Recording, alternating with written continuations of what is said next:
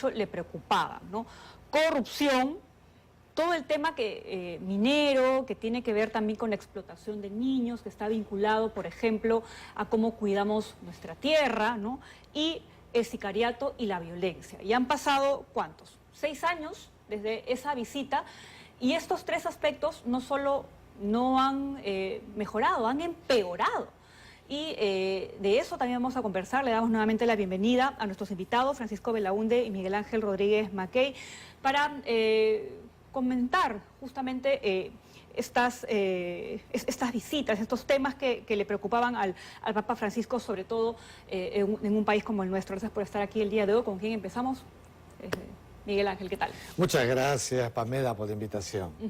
Bueno, efectivamente, no estamos hablando de situaciones que le preocupaban al Papa y que a la fecha no se han resuelto. Él las puso sobre la mesa en la época del gobierno de Pedro Pablo Kuczynski, y son situaciones que en realidad afectan a toda la región, ¿no? O sea, sicariato, corrupción, problemas vinculados al cambio climático, a la trata de personas. Sí.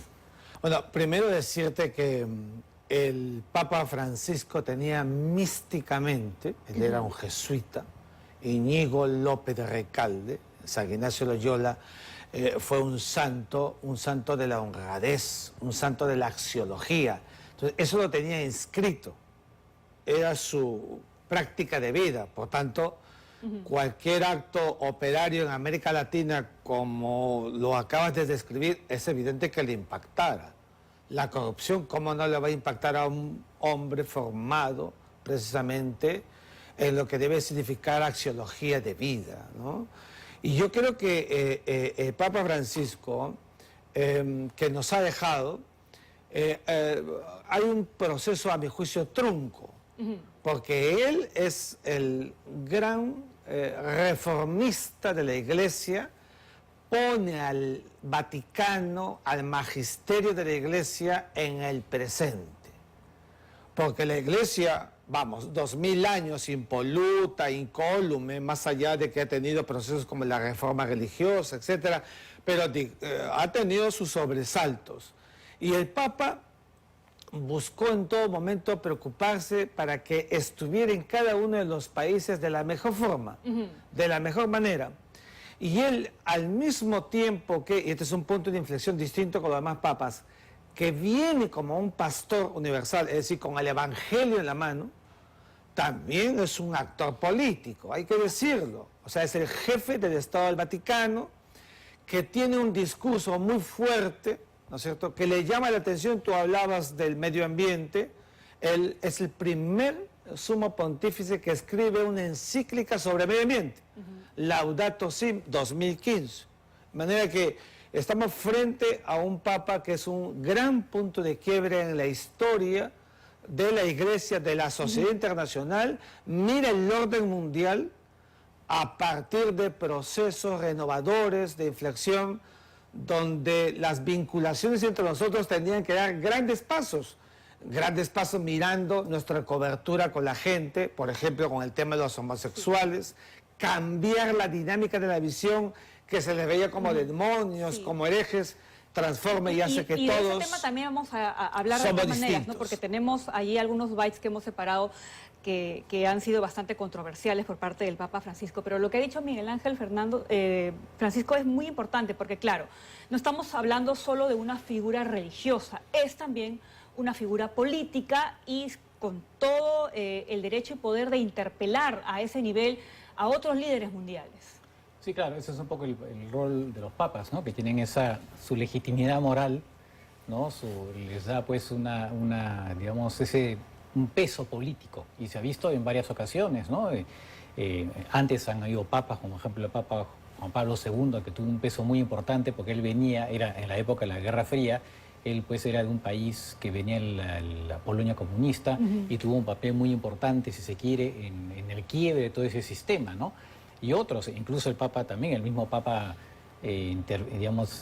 medió en el conflicto entre Argentina y Chile. O sea, y en el caso de Francisco también ha tenido intervenciones, efectivamente, en el nivel del medio ambiente, pero también hace un tiempo, generó una reunión sobre el tema de la deuda, ¿no?, que está afectando a los países más pobres.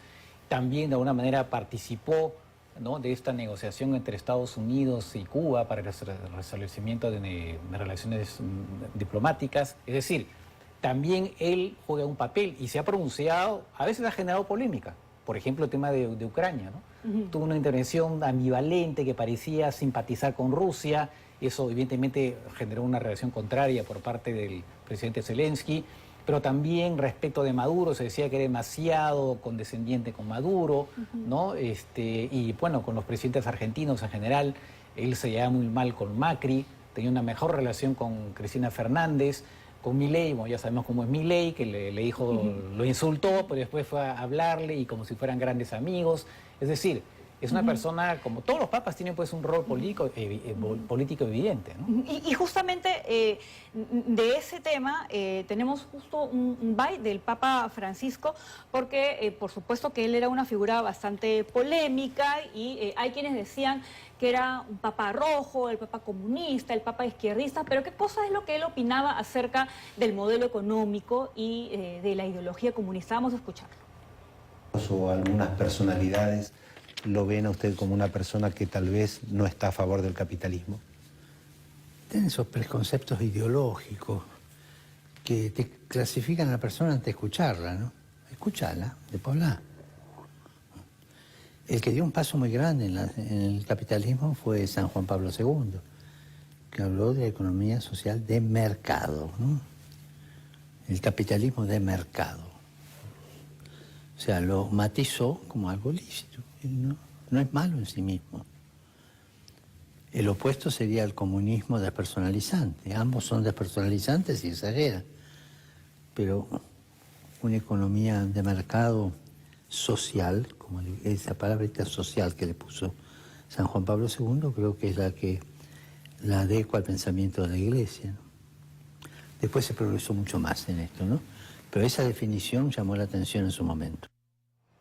Claro, ¿a qué se estaba refiriendo el Papa Francisco cuando hablaba de estos temas, ¿no? Porque él, y si uno toma en cuenta todas las palabras que en su momento tuvo el Papa Francisco, él a lo que se estaría refiriendo, y en todo caso ustedes nos darán su interpretación, es a ese capitalismo que, digamos, puede ser sobreexplotador, abusivo, y que más bien se vuelve una suerte de condena para las personas que están sumidas en el consumismo. Es quizás por ese lado por que él se refería, ¿no?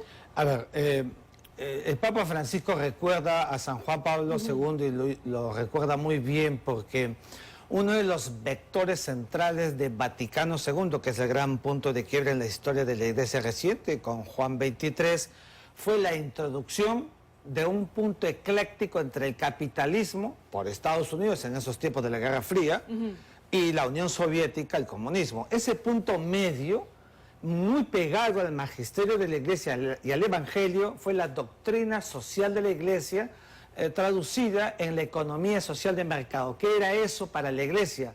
Los pobres por sobre todas las cosas.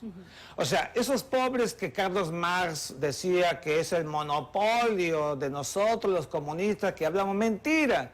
La Iglesia ya lo hablaba, Jesús de Nazaret 2000 años atrás lo decía. Eso lo rescata San Juan Pablo II, lo hace encíclica, lo lleva a un siglo XX en verdad innovador. Y Francisco ha sido con ello absolutamente milimétrico y respetuoso, que significaba al mismo tiempo que en ese punto medio la condena a todo lo ultra, pues, lo ultracapitalista, lo ultracomunista, ese punto medio que le permitió a la Iglesia traducir toda su gesta, toda su acción a través de sus congregaciones, a través de sus acciones religiosas, de sus comunidades laicales, clericales, por el mundo entero, la gran misión de la Iglesia a través de sus obras misionales pontificias. Para el Papa eso era trascendental. Los pobres, por sobre todos, nada podía interrumpir lo que él consideraba era central. De hecho, ese fue el consejo o el mensaje que le dio el cardenal brasileño cuando él asume como papa. No te olvides de los pobres, les decía, ¿no? Y por eso es que él toma el nombre de Francisco. Y en ese sentido, entonces, ¿qué ideología es el Papa? ¿O de qué ideología era el Papa? A ver, no, ¿Era el Papa progre? lo que dijo, lo que tú estás diciendo justamente, hay la doctrina social de la Iglesia y el social cristianismo, que efectivamente es una especie de balance entre el capitalismo, ¿no? Y la protección, ¿no? Sistema previsional, ¿no? El estado de bienestar, ¿no? Que es un poco cómo fueron surgiendo los partidos demócratas cristianos después de la Segunda Guerra Mundial, ¿no? Un poco esa ideología. Ahora, el Papa evidentemente tenía pues simpatías de izquierda, es verdad. Algunos decían que era más primero peronista y después católico, ¿no? Porque tenía algún tipo de simpatía, ¿no? Pero, digamos, por claro, se veía a veces que podías tenerse, digamos, era bastante, ¿cómo decir?, muy cordial con Maduro, con gente así, entonces podía haber ese tipo, digamos, a veces de comportamientos que podían molestar a mucha gente, ¿no? Pero digo, de alguna manera, ¿el cargo también lo obligaba a moderarse en ese sentido? Porque, digamos, de no haber sido papa y de permanecer como cardenal, quizás hubiese tomado licencias para decir cosas de repente a otro nivel o a otro calibre. Bueno, a ver, es un tema finalmente de matices, ¿no? Porque evidentemente el Papa no puede salirse de determinados comportamientos, ¿no? Pero sí se puede notar a veces algún tipo de simpatía o no por determinados mandatarios, ¿no? Y por ejemplo, en el caso de Argentina, tenía una pésima relación con Macri, no sé por qué, ¿no? En cambio tenía una mejor relación con Cristina Fernández, ¿no? Entonces, eso llamaba bastante la atención y como decía, hace poco también organizó un tema sobre el ambiente, también medio ambiente, y quienes organizaban eso eran Cuba, Venezuela y no me acuerdo qué país más. Entonces, había ese tipo de situaciones o la actitud que adoptó en un inicio respecto de la guerra de Ucrania, ¿no? Entonces, son ese tipo de situaciones que de alguna manera generaban controversia, ¿no? Y a propósito de la relación que tenía el Papa Francisco con los mandatarios argentinos, bueno, la relación que tiene con Milei en los últimos tiempos, entendemos que mejoró, pero cuando Milei todavía era candidato, incluso tuvo unas declaraciones con unos insultos a un nivel realmente terrible. Tenemos justamente un compilado de algunas de estas declaraciones que el presidente Javier Milei hizo del Papa Francisco y después los vamos a comentar. Este país tiene tantos años de justicia social, que ¿qué es la justicia social? Es la envidia, el odio, el resentimiento. A ver, originalmente la envidia era un pecado capital. Habría que informarle al imbécil ese que está en Roma, ¿sí?, que defiende la justicia social, que sepa que es un robo y que eso va contra los mandamientos. A ver, no puedo dejar de preguntarte si no es mucho lo del Papa. No. El Papa, sí, lo voy a decir de frente, es el representante del maligno en la tierra. ¿Vos sabías que el Papa impulsa el comunismo? Bueno, ahora como presidente y tras la muerte del Papa Francisco, el presidente Javier Milei emitió este comunicado a través de sus redes sociales en donde él señala que, bueno, a pesar de diferencias que hoy resultan menores, lo llamó maligno el representante del maligno en la tierra, pero para él ahora son diferencias menores. Haber podido conocerlo en su bondad y sabiduría fue un verdadero honor para mí, ¿no? Como presidente y como argentino y fundamentalmente como un hombre de fe, despido al Santo Padre y acompaño a todos los que hoy nos encontramos con esta triste noticia. Entonces, ¿qué es lo que podríamos decir de la relación que tenía Francisco con Milei, pero en general con Argentina también, Miguel Ángel? Porque hay algo que es importante señalar. Él nunca volvió a pisar Argentina después de ser nombrado Papa. Sí, yo lo referí en los 2 libros que escribí sobre el Papa Francisco, pero yo quisiera centrar la idea porque, digamos, Francisco de izquierdista no tuvo nada. O sea, un Papa que es verdad, que es flexible con lo que se habría dicho un Papa progresista, que tenía algunas dosis de flexibilización, etcétera. Pero te advierto que el Papa fue muy duro en mantener la posición, por ejemplo, en el tema del sacerdocio, que solamente son varones los sacerdotes, porque así lo dijo Jesús el día de la última cena, cuando instituye el sacramento de la Eucaristía y la orden sacerdotal. O sea, en eso no doblegó. O sea, estaba en la línea de los conservadores. Lo que te quiero decir es que Francisco fue siempre un hombre ecléctico, del medio. En Argentina, ¿de qué se le acusaba a Francisco en los años 70? De ser indiferente, decían quienes, la gente de izquierda, cuando no se pronunciaba por los actos de violación de derechos humanos del gobierno de Videla, de Viola. Entonces, vamos, yo creo que Francisco ha tenido, evidentemente, en el momento en que se convierte en papa, como muy bien dices en la apuesta, él ya tiene una posición y una visión más ecuménica y aprovecha su papado para dar paso a este pedido a gritos de transformaciones que requería la Iglesia. La Iglesia se estaba quedando, está perdiendo fieles. Entonces, un Francisco que en el marco del social cristianismo, la democracia cristiana, que se hicieron partidocracias en América Latina, mantuvo la posición pegada, repito, al Evangelio y al magisterio de la Iglesia, las dos cuestiones vertebrales de lo que significa esta visión escatológica que ha sostenido siempre el catolicismo y que más allá de cuestiones que han habido a través de los años, por ejemplo, en los tiempos de la Reforma, Juan Wycliffe, Martín Lutero, Juan Calvino, todos ellos que quisieron buscar cambios cualitativos en la Iglesia, se han mantenido incólume, y Francisco, en su marco, así como se ha dicho, y con esto acabo, progresista o reformador, ha sabido mantener garantía de que la Iglesia se mantiene con su único proceso evangélico, con esa vocación de Jesús de Nazaret hasta el día de hoy. Por eso es que está viva y se mantiene fuerte, a pesar de las adversidades humanas, como lo hubo en los tiempos de los Borgia, te acordarás conmigo. Y eso es importante porque, claro, la mayor preocupación, y hay muchos que coinciden, es que el Papa lo que quería era una iglesia abierta a todos. Y en ese sentido, por supuesto que él tuvo declaraciones para las personas homosexuales, para la comunidad LGTBI. Vamos a escucharlo. Si una persona es homosexual y busca a Dios, ¿quién soy yo para juzgarla? A un papá y a una mamá nunca echen de la casa a un hijo o una hija homosexual. Acéptenlo, elaboren eso en familia. De la criminalización. Lamentablemente hay 30 países más o menos que criminalizan hoy día la homosexualidad. Y de esos 30, casi 10 tienen la pena de muerte. Eso es muy grave. Y ser homosexual no es un delito. Es una condición humana. Somos todos hijos de Dios.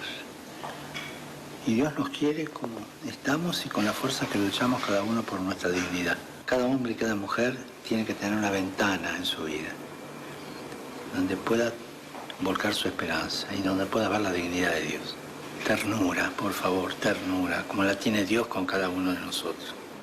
Bueno, y también estuvo de acuerdo en que la Iglesia reciba, admita a las parejas divorciadas y, por supuesto, también a sus hijos. Vamos a escucharlo. Deseo referirme hoy a la situación de los que tras la ruptura de su vínculo matrimonial han establecido una nueva convivencia y a la atención pastoral que merecen. La Iglesia sabe bien que tal situación contradice el sacramento cristiano, pero con corazón de madre busca el bien y la salvación de todos, sin excluir a nadie. Estamos hablando de temas que ahora concitan mucha polémica, ¿no? Y quizás es por eso que hay gente que calificaba al Papa como un Papa progresista, un Papa que estaba tratando de ir a la moda, ¿no? Incluso eso es lo que estaba comentando más temprano también el cardenal Barreto, ¿no? Contra una ola conservadora dentro de la misma Iglesia Católica, y por eso es que decían que él generaba ese tipo de división, ¿no? Entre una ola más progresista y una ola más conservadora. Bueno, hay la parte política, que es una discusión, y la parte, como efectivamente son temas que tienen que ver más con el tema de la homosexualidad de los divorciados. Efectivamente, había de parte del Papa ahí sí una renovación en el sentido que no se podía cerrar las puertas a las personas por tal o tal circunstancia, por tal condición. Efectivamente, de su parte, ahí hay algo que es un avance, ¿no?, que se produce digamos, de parte del Papa, por supuesto dentro de los límites de lo que el magisterio de la Iglesia puede, digamos, determinar, ¿no? Pero obviamente hay un avance.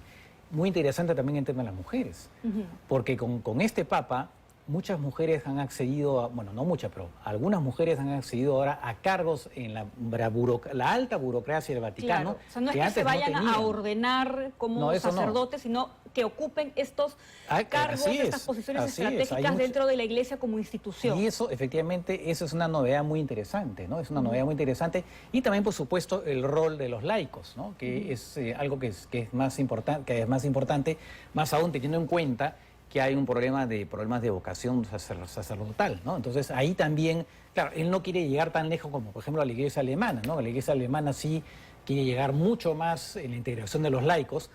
Él está un poco a medio camino, ¿no? Hay una discusión interna en la Iglesia entre incluso gente mucho más audaz, si se quiere, que el Papa, como la Iglesia alemana, y otros mucho más conservadores, como podría ser, por ejemplo, en Estados Unidos. Él está más o menos en ese sentido, en un término medio, ¿no?, sobre el rol de los laicos, las mujeres y todo lo demás, ¿no?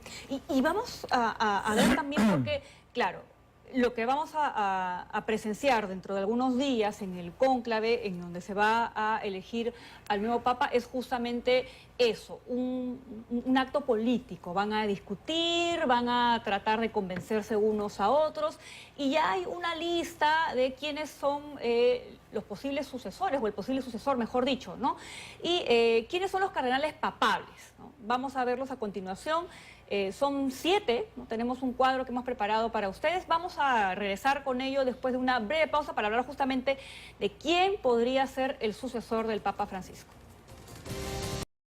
Aquellos que podrían concitar la atención y entre de los que podría salir el próximo Papa, ¿no? Tenemos a 2 italianos, Pietro Parolin y Matteo Zuppi.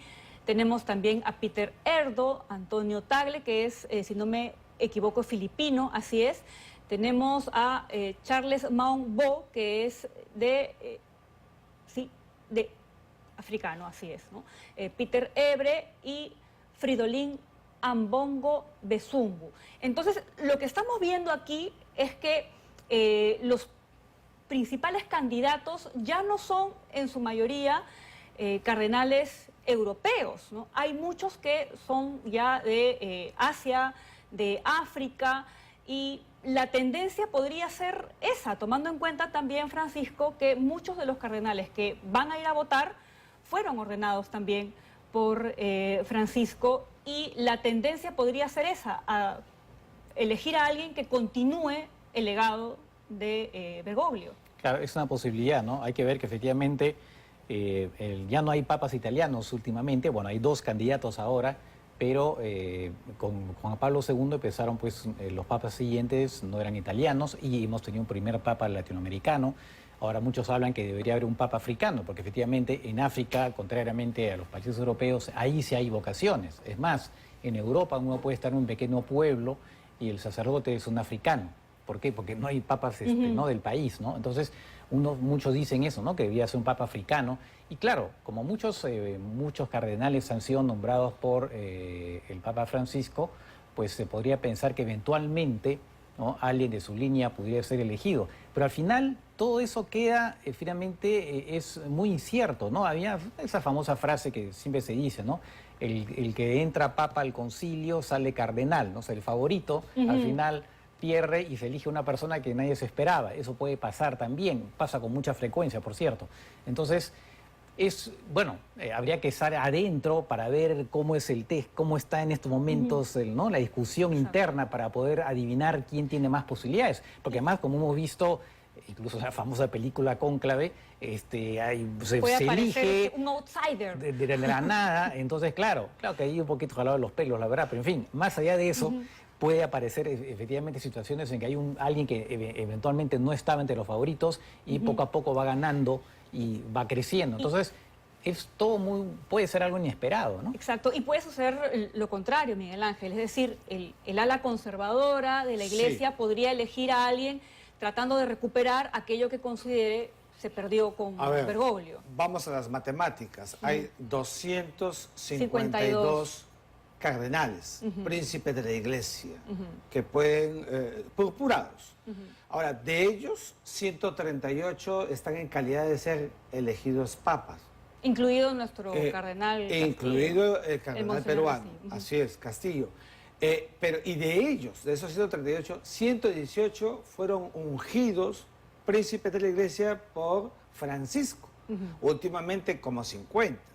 Entonces, la tendencia más bien es a que el que pudiera ser elegido en el cónclave es alguien que siga la línea de el Papa Francisco, porque eso es puras matemáticas, pero como muy bien se dice, no sabemos qué hay dentro, ¿no? O sea, cum clavis, con llave, están todos encerrados en la Capilla Sixtina. Vamos a ver cómo se mueven las tendencias. Lo cierto es que el Papa hizo una geopolítica del colegio cardenalicio. Descentralizó un poco el poder también. Porque, digamos, esa visión románica que imperó en la Iglesia ha disminuido. No obstante que cualquier cosa puede terminar pasando, eso no lo sabemos, pero la tendencia es que pudiera haber un Papa que continúe la obra de Francisco, que ha sido, repetimos, este proceso reformista en la Iglesia. Ahora, el Papa Francisco fallece después de haber estado mucho tiempo internado, ¿no? Él reaparece el domingo para las celebraciones de Semana Santa. Y una de las últimas cosas que él hace antes de morir, y de hecho él tiene una frase bastante potente, bastante fuerte cuando le consultan sobre qué es lo que él esperaba que sucediera después de la muerte. Él lo que dice es que él esperaba que la muerte lo encuentre a él lúcido, y parece que es lo que él esperaba, ¿no? Porque una de las últimas cosas que él hace antes de fallecer es disolver el sodalicio, ¿no? Parece que esa era una cuenta que él no quería que se quede pendiente, y de hecho él ha sido un papa que ha sido muy firme con la tolerancia cero para abusos por parte de curas denunciados por pederasta, ¿no? Tenemos justamente un byte al respecto. Vamos a escuchar qué fue lo que dijo el Papa cuando se le consultó sobre este tema. Me siento interpelado a hacerme cargo de todo el mal que algunos sacerdotes, bastantes en número, no en comparación con la totalidad, hacerme cargo y a pedir perdón del daño que han hecho. No vamos a dar un paso atrás en lo que se refiere al tratamiento de estos problemas y a las sanciones que se deben poner. Al contrario, creo que debemos ser muy fuertes. Claro, en Chile se presentaron casos bastante fuertes y el Papa, por supuesto, estuvo del lado de las víctimas. Él ha recibido a las víctimas del sodalicio también, que fueron y se entrevistaron con él. Y de hecho, algo que para muchos impensable, ¿no? Suspender incluso al ex cardenal Cipriani luego de haber recibido de denuncias que lo acusaban a él también de haber cometido estos abusos. Sí, yo creo que este es el tema, digamos, central del punto de quiebre en el pontificado de Francisco. Muy bien dijiste, él va a Chile y queda impactado. Hay una resistencia, viste cómo lo recibieron, que en realidad no era él, sino lo que estaba pasando en la iglesia chilena. Que él al principio no creía, no creía. Tanto así que hasta salió en un primer momento en defensa del acusado, como debe ser. Y después reculó al escuchar directamente los testimonios de las víctimas. Y entonces el Papa vuelve al Vaticano y hace una reingeniería, tanto así que incluso hace una suerte de concilio, no fue un concilio, pero reúne a los doctos en el Vaticano para discutir el tema del abuso sexual. Y no le tiembla la mano para quitar de puestos claves a quienes tenían compromiso de imputación objetiva. Tú acabas de decir el sodalicio, bueno, el sodalicio está disuelto, pero el señor Figari no. Entonces, lo que yo creo es que el señor Figari, el gobierno del Perú, debería acelerar el proceso de extradición para que pague cuitas en el Perú, previo juzgamiento, por lo que pasó, por lo que hizo como una organización de la Iglesia peruana. Es decir, si hubiéramos hecho la reforma del Código Penal que tanto quiero para introducir la pena de muerte, fusilamiento, porque lo que hizo fue denigrante. Pero lamentablemente el derecho penal lo ampara porque no es retroactivo.